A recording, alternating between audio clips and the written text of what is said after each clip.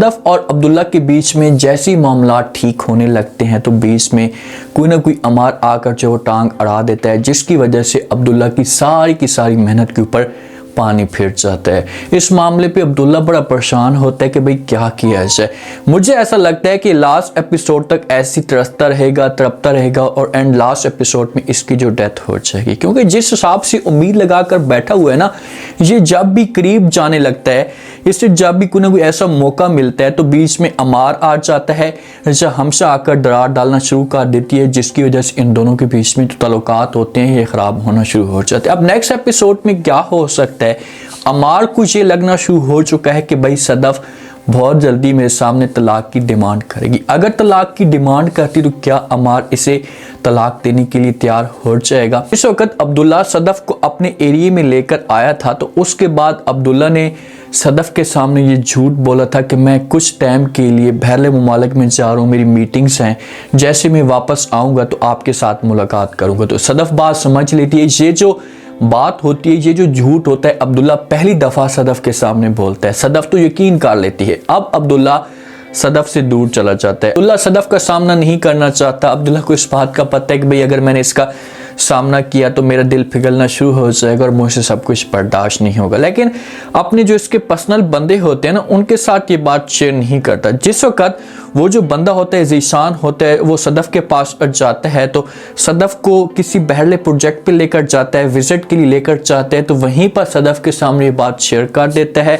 सदफ को कहते हैं कि भाई अब्दुल्ला जो है वो यहीं पर मौजूद है। जब ये बातें सदफ सुनती है ना, तो सदफ इस मामले में बड़ी शॉक्ड हो जाती है कि भाई मुझे तो अब्दुल्ला ने कुछ और बात कही थी, मेरे सामने तो इसने कुछ और बात शेयर की थी और आप कुछ और कह रहे हैं। तो इस जगह पर सदफ को सब कुछ पता चल जाता है और हमशा को जब इस बात का पता चलता है तो हमशा आती है, आकर अब्दुल्ला के साथ बात करती और कहती कि हाँ भाई, आपकी जो मोहब्बत है ना उसे सब कुछ पता लग चुका और बहुत जल्दी आपकी क्लास लगने वाली है, आप जाएँ सदफ का सामना करें, उसके साथ बात करें। तो ये बातें जब अब्दुल्ला सुनता है तो फ़ौरन हमशा को जवाब देते और कहते कि समझ नहीं आ रही कि मैं उसके सामने कैसे जाऊँ, क्योंकि मैंने पहली दफ़ा झूठ बोला है, पहली दफ़ा मैंने ऐसा की बात की तो मेरा जो दिल है ये घबरा रहा है।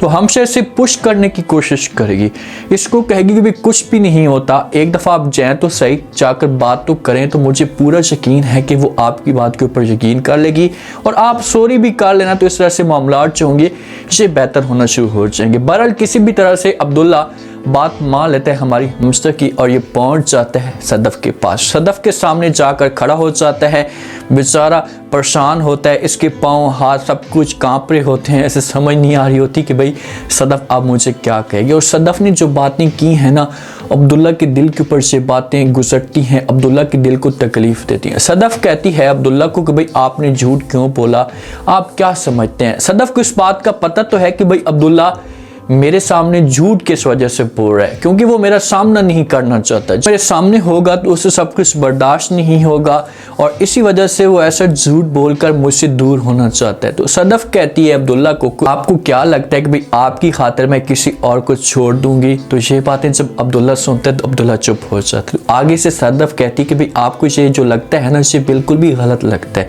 ऐसा कुछ भी नहीं है, मैं उसके लिए आपको छोड़ सकती हूँ, कभी भी आपके साथ नहीं रह सकती। तो यहाँ पर अब्दुल्ला की आंखों के अंदर आंसू भी आएंगे लाजमी तौर पर, क्योंकि उसे थोड़ी बहुत तो उम्मीद थी सदफ इसकी इंसल्ट भी करेगी कि भाई आपको ऐसी बातें नहीं करनी चाहिए थी, मेरे सामने झूठ नहीं बोलना चाहिए था, जो भी बात थी आप मेरे साथ खुलकर शेयर करते, मुझे सब कुछ बता देते तो मैं मामलात को एडजस्ट करने की कोशिश करती। अब अब्दुल्ला की हमेशा के लिए जो उम्मीद होगी ना, ये टूट जाएगी। उसकी जो बची कुछ उम्मीद थी ना, ये हमेशा के लिए ख़त्म हो जाएगी और यहाँ से उठकर ये चला जाएगा अपने रूम के अंदर।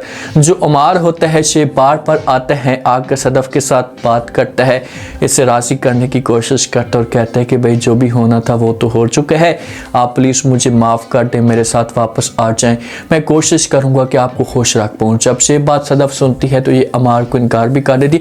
अब इसके सामने कुछ पेपर करती है, हो सकता है किसी प्रोजेक्ट के पेपर हो, तो जब अमार को दिखाती है तो अमार देखने के बाद जो बड़ा अपसेट हो जाता है और ये सदफ के साथ बात भी करते और कहते हैं जो कुछ भी तुम मेरे साथ कर रही हो ना, इस तरह से तुम मुझे मार दोगी। तो आगे से सदफ ये बात सुनती है तो ये अमार को जवाब देती और कहती है कि आपने भी तो मुझे मार दिया था, आपने तो मुझे कलमा पढ़ने का मौका ही नहीं दिया था, अभी तो सब कुछ बर्बाद हो चुका था। तो अमार यहाँ पर बात करेगा, इससे कहेगा कि भाई जो होना था वो तो हो गया, लेकिन प्लीज़ इस मौके पे आप मेरी बात को समझे।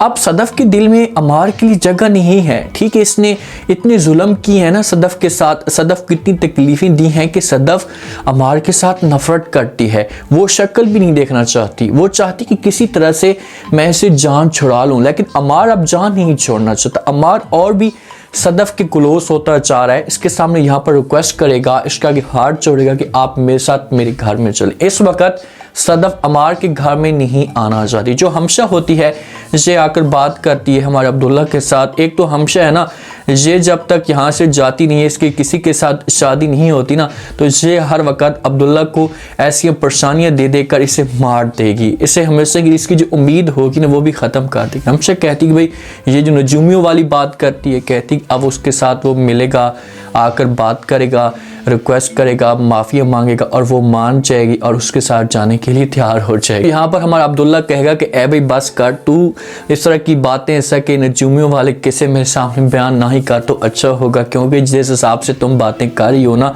तो इससे तुम्हारी बातें कभी भी पूरी नहीं हो सकती। लेकिन जो बातें सदफ ने अब्दुल्ला के साथ की हैं तो इस मामले पे अब्दुल्ला को शक तो होना शुरू हो जाएगा कि से दोबारा अमार के पास जाने के लिए रेडी हो चुकी है। एक बात आप लोग नोट करें ना, अगर अब्दुल्ला सदफ के क्लोज नहीं होता, अपने आप को मुकम्मल तौर पर दूर कर लेता है, एक साइड पे कर लेता है, तो फिर जाकर हो सकता है कि सदफ के दिल में एहसास पैदा हो। नहीं तो ये बंदा जितना सदफ के करीब जाता है, जितनी भी बात करने की कोशिश करता है, तो सदफ और भी ज़्यादा इसके साथ नफरत करना शुरू कर देती, इसकी शक्ल भी नहीं देखती। तो इस मामले पे जहाँ पर अब्दुल्ला को सोचना चाहिए कि शायद मैं जो मिस्टेक कर रहा हूँ, ये किस जगह पर मैं गलती कर रहा हूँ जिसकी वजह से मेरी इतनी ज़्यादा इंसल्ट हो रही है। ये बंदा अपना सब कुछ कुर्बान कर चुका है, जो भी मुश्किल सदफ के ऊपर आती है या सदफ के ख़ानदान के ऊपर आती है तो ये बंदा हर वक्त हासिल होता है। पैसों की ज़रूरत होती है तो सदफ को देता है, सदफ की ज़बान से जो भी अल्फाज निकलते हैं तो इसे पूरी करने की कोशिश करता है, लेकिन हमारी जो सदफ है इसे ज़रा तक एहसास तक नहीं होता।